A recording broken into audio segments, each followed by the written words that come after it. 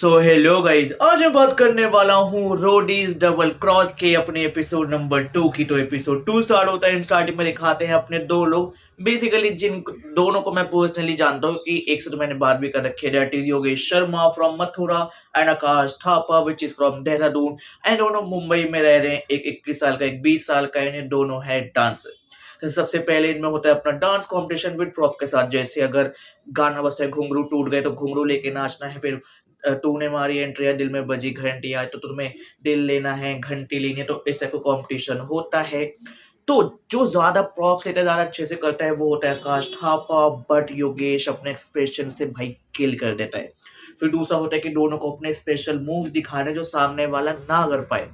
तो जो जो आकाश थापा के मूव्स होते हैं वो योगेश नहीं कर पाता, बट जो योगेश के मूव्स होते हैं वो आकाश थापा कर लेता है। इसमें भी आकाश थापा जीत जाता है।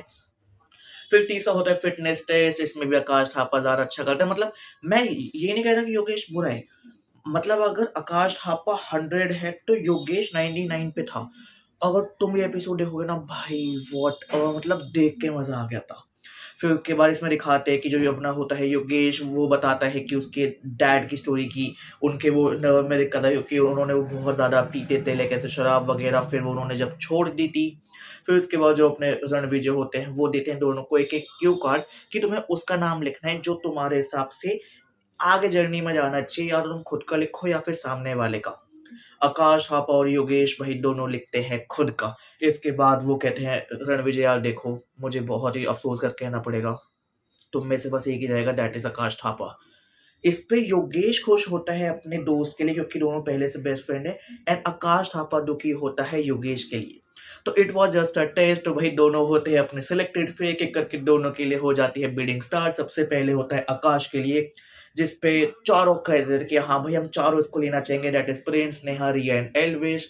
इस पे एल्विश बिल्कुल नहीं करता बिडिंग। फिर बिडिंग बढ़ते बढ़ते 2004, मतलब ऐसे बढ़ते बढ़ते फिर उसके बाद प्रिंस बोल देता है 5800, नेहा बोलती है 5600 एंड रिया बोलती है 5900।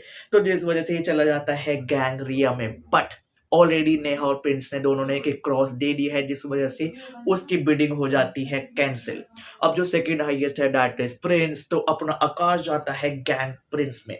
फिर दूसरे की बारी आती है that is Yogesh Sharma. But हाँ, ऑलरेडी एक बार प्रिंस की टीम में जा चुका था लास्ट ईयर, तो इस बार सारे बिडिंग कर सकते हैं एक्सेप्ट फॉर प्रिंस। तो अपने एल्विश, नेहा, रिया तीनों करते हैं 2100, 2500, 2600, 3200, 3100, 3300। फ्रेंड में होते होते फिर 3500, 3600 एंड में रिया बोलती है 3700 एंड ये चला जाता है गैंग रिया में। इसके बाद दिखाते हैं प्रिंस की आती है मम्मी एंड भाई फिर उसके बाद वो सबसे लाइक सब गैंग लीडर्स का ऐसे थोड़ा बहुत ऑडिशन लेती है अपने रणविजय सर को छोड़ के। फिर उसके बाद सब बैठ जाते हैं। फिर अकेले प्रिंस का होता है audition, like cute funny banter, क्योंकि वो रियलिटी शोज में होता ही है 40 RP। उसके बाद दिखाते हैं उनकी मम्मी, लाइक जो अपने प्रिंस भाई है उनकी मम्मी जी के पास ही पावर है कि वो प्रिंस के अलावा किसी भी दो लाइक जो गैंग लीडर्स है, एक को 1100 रोडियम और एक को 500 रोडियम दे सकती हैं। सबसे पहले वो देती है एल्विश को 1100 रोडियम एंड नेहा को देती है 500 रोडियम। फिर इस पर कहती है रिया, तूने अपनी मम्मी को पहले सिखा कर भेजा था ना कि रिया को कुछ नहीं देना, तू है ही ऐसा। उसके बाद अपने दो कंटेस्टेंट आते हैं दैट इज निष्ठा सपरा, जिसका नाम है निकी निक ऑल्सो। फिर चौथे आती है सरुचि मित्तल।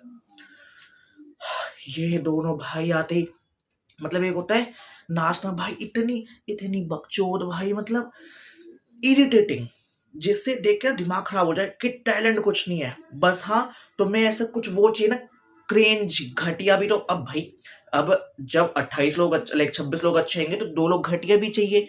तो ये उस वाली कैटेगरी में आता है। मैं सबसे पहले जो अपनी सरुचि होती है वो सिंगिंग करती है, इतनी वाहियात, वो कानों में चुभती है, ऐसा लगता है कि कानों से मेरे खून निकल जाएगा। फिर उसके बाद उनको IQ टेस्ट करने के लिए उनसे पूछा जाता है क्वेश्चन कि 1 किलो आयरन और 1 किलो कॉटन में से क्या हेवी होगा। तो फिर और ये क्वेश्चन पूछती है अपनी रिया मैम एंड वो उसका आंसर दे देते हैं। फिर दूसरा क्वेश्चन होता है first prime minister after independence कौन था, ये पूछती है अपनी नेहा मैम। फिर थर्ड क्वेश्चन होता है कि भाई कौन से साल में हमने इंडिपेंडेंस मिली थी, एंड ये क्वेश्चन पूछते हैं अपने रणविजय सर। तीनों का आंसर भाई अपनी जो निष्ठा होती है सपरा तुक्के में किसी ना किसी देती है। फिर उसके इन दोनों को एक और टास्क दिया जाता है कि अब तुम्हें करनी है मिमिक्री। और फिर उसके बाद जो अपनी सरुचि होती है उसको करनी है प्रिंस सर की, एंड जो अपनी निष्ठा होती है उसको करनी है रिया मैम की।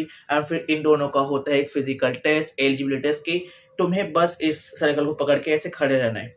जो पहले नीचे गिरा वो यहाँ से सीधा बाहर, ये तुम्हारा टास्क है। तो जो अपनी निष्ठा होती है, क्योंकि वो थोड़ी हैवी भी है और उसकी ग्रिप सही नहीं थी, वो गिर जाती है, सरुचि रहती है एंड तक, जिस वजह से सरुचि हो जाती है सिलेक्ट एंड जो अपनी निष्ठा हो जाती है वो वहां से निकल जाती है।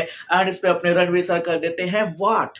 बेसिकली वाट का मतलब है कि अब इसको लेने के लिए बिडिंग नहीं होगी, अब इसको ना लेने के लिए बिडिंग होगी। एंड जिस गैंग लीडर की हाईएस्ट होगी बिडिंग, वो फिर चूज करेगा कि हाँ भाई अब मुझे बाकी तीनों में से इसको किसकी गैंग में भेजना है। फिर उसके बाद 100 200 300 400 करते करते ऐसे भाई 800 रोडियम लगाते हैं अपने प्रिंस नरूला। तो ये वाट की पावर मिल जाती है प्रिंस नरूला को एंड वो पहले सोचते हैं मैं किस में भेजूं, फिर वो भेज देता है इसको गैंग एल्विश में और भाई यहाँ पे हो जाता है अपना एपिसोड 2 खत्म। तो गाइस अगर तुम्हें मेरी ये रोडीज की कमेंट्री अच्छी लगी तो उस वीडियो पे लाइक कर दो, उस वीडियो पे कमेंट कर दो, उस वीडियो पे शेयर कर दो। बाकी भाई तुम्हारा फेवरेट गैंग लीडर कौन है जो तुम्हारे सबसे इस साल बिग बॉस जीतना चाहिए? मेरे हिसाब से 2, that is Prince and Elvish. बाकी जल्द मिलते हैं एक नई वीडियो के साथ। बाय।